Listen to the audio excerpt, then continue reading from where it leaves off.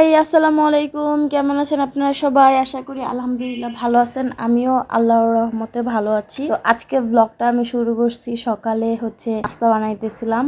মানে সকালে না, আজকে ঘুম থেকে উঠেই না আমার ইচ্ছা করতেছিল না যে আজকে রুটি বানাই, যেহেতু কালকে আমি কিছু রুটি ডিপে রাইখা দিছিলাম। তো আমি তোমাদের ভাইয়াকে মানে আমার স্যারকে আমি বলতেছিলাম যে আজকে তো বাহির থেকে নাস্তা নাই, আমার নাস্তা বানাইতে ইচ্ছা করতেছে না, আর বাহিরের নাস্তাই খাইতে ইচ্ছা করতেছিল। সত্যি কথা বলতে তোমাদের ভাইয়া আবার বাহিরের খাবার দাবার একটু ইগনোর করে, ও খাইতে চায় না সহজে, ওর কাছে ভাল লাগে না। কিন্তু আমার দুষ্টু পাখির কাছে আর আমার শাশুড়ির কাছে অনেক বেশি পছন্দ।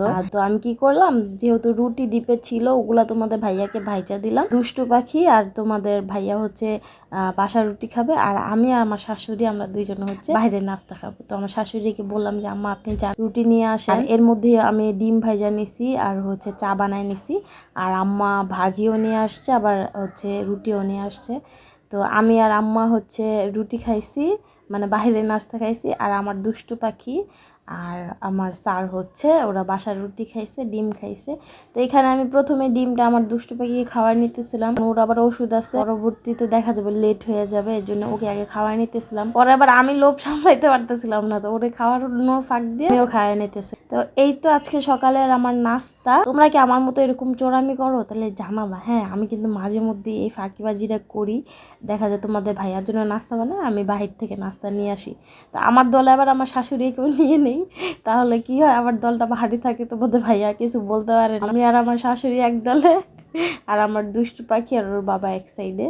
আমার দুষ্টু পাখিকে আমি বাইরে খাবারটা দিতে চাই না, কারণ আমি জানি বাইরে একটু ভেজাল আছে, কিন্তু আমি মানি না। আমি জানি, বাট আমি মানি না। এটা বলতে পারো যে আমি বিচার মানি, কিন্তু তাল গাছ আমার, যে আমি জানি কিন্তু আমি মানবো না। কিন্তু আমার দুষ্টু পাখিকে মানাইতে হবে। ওকে আর ওর বাবাকে বাহিরের খাবার যত কম দিতে পারি ততই কম দেই। আর আমিও খাই, কমই খাই, কিন্তু আমি মাঝে মধ্যে শুনি না। মাঝে মধ্যে আমি আমার মনেরটাই শুনি। তো আমার সাথে আবার আমার শাশুড়ি, মানে আমার দলে আমার শাশুড়িকে নিয়ে আসি, সেক্ষেত্রে দেখা যায় আমার দলটা ভারী হয়ে যায়। আর আমার শাশুড়ির একটা কমন জিনিস আমি যেগুলো পছন্দ করি একদম সেম টু সেম আমার শাশুড়িও পছন্দ করে। আর না হয় আমার শাশুড়ি যেগুলো পছন্দ করে আমি তার ওই পছন্দগুলো আমার পছন্দ করে নিই। সেক্ষেত্রে কি হয় যে দেখা যায় আমার শাশুড়িকে সহজে পটানো যায়, সহজে পইটা যায় আমার শাশুড়ি। আর নাস্তা টাস্তা খাওয়া শেষে আমি প্রথমে আমার দুষ্টু পাখির আর ওর বাবার কিছু কাপড় ছিল, আমারও ছিল, মানে অল্প কিছু কাপড় ছিল, যার জন্য আমি ভাবলাম যে হালকা গরম পানি দিয়ে হাতেই ভিজায় ফেলাই, মানে হাতেই ধুয়ে ফেলব, মেশিন আর চালু করব না। অত কাপড় জমেও নাই।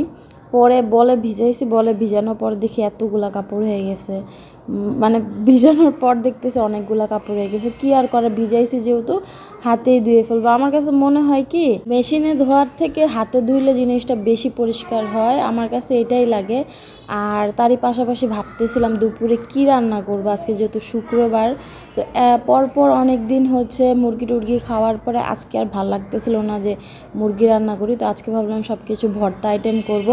তো ভর্তার জন্য আমি আগে ভালো করে পেঁয়াজ, মরিচ আর লবণ দিয়ে মাখায় রাখতেছিলাম। এটা করলে কি হয়, সব ভর্তাতে সমানভাবে দেওয়া যায়, আর অতটা ঝামেলা হয় না, বারবার মাখানো, বারবার এটা ওটা করা, এই ঝামেলাটা আর থাকে না। জন্য আমি যদি কোনো ভর্তা আইটেম করি, ওই দিন আমি শুধু ভর্তাই রাখি, ওই দিন আমি রান্নার কোনো ঝামেলা রাখি না।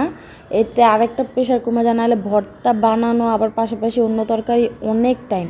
তো আমি এখানে ছোট আলুর ভর্তা বানাইছিলাম, ছোট ছোট গোল আলুগুলো থাকে না, ওগুলো আম্মা দেশে থেকে আনছিল, তো আমাকে দিয়েছিল, ওগুলো রয়েছিল, ওগুলো দিয়ে ভর্তা বানাইছি। আর এটা বরবটির ভর্তা বানাইছিলাম। আমি কিন্তু এগুলো আগে সেদ্ধ করে নিছি। হ্যাঁ, সেদ্ধটা ক্লিপ নিতে মনে নাই। তো এখানে সবগুলো সেদ্ধ করার পরে আমি ভর্তা বানাইতেছিলাম। আর এটা ডিমের ভর্তা বানাইছিলাম।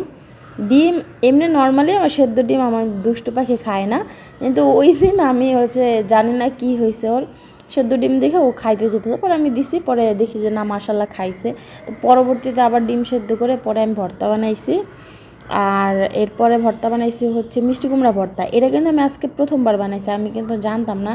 আমি ভাজি করতে চাইছিলাম, পরে আমার শাশুড়ি বলতেছে যে মিষ্টি কুমড়া তো ভর্তা করা যায়। তো আমি বলতেছি যে করা যায়, কীভাবে ভর্তা করব, কীভাবে করে। পরে আমার শাশুড়ি বলতেছে আলু ভর্তা যেভাবে বানাবো ওভাবেই বানায়। পরে আমি বলছি ঠিক আছে, যেহেতু খাই নাই তাহলে আজকে একটু বানায় দেখি।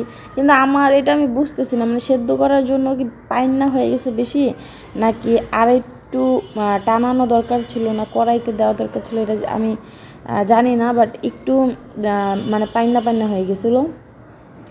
আর এর পাশে হচ্ছে ধনিয়া পাতা ছিল, যেহেতু ভর্তা টর্তা বানানো শেষ, কী করব, একটু টমেটো, আমার পাশে টমেটো ছিল না, টমেটো যদি থাকতো তাহলে ভালো হতো। যেহেতু টমেটো নাই সেক্ষেত্রে আমি একটু হচ্ছে কি বলে ধনিয়া পাতা আর হচ্ছে সরিষার তেল আর পেঁয়াজ লবণ দিয়ে মাখায় রাখছি, যদি কারোর এক্সট্রাভাবে লাগে সেক্ষেত্রে দিয়ে দেবো। আজকে কিন্তু আমি 5 রকমের ভর্তা বানাইছি।